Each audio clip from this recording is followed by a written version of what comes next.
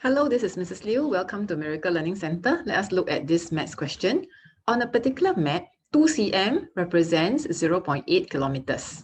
Express the scale of the map in the form 1:n. We know when we express the scale of a map, the two units has to be the same. So 2 cm represents 0.8 kilometers. So 1 cm actually represent 0.8 divided by 2. So it's actually 0.4 km. But the units has to be the same. So we convert 0.4 km into 40,000 centimeters.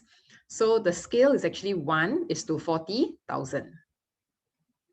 Second question, the actual distance between two towns is 16.4 kilometers. Find the distance in centimeters between the two towns on the map. Okay, so 0.8 kilometers equivalent to 2 cm on the map. So 16.4 kilometers.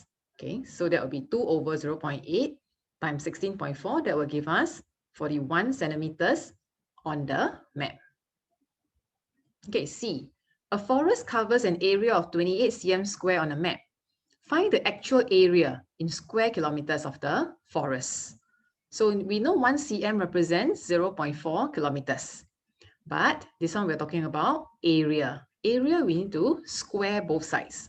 So we square both sides. 1 cm square is equivalent to 0.16 kilometers square. So 28 cm square will be 0.16 times 28. So that will give us 4.48 kilometers square.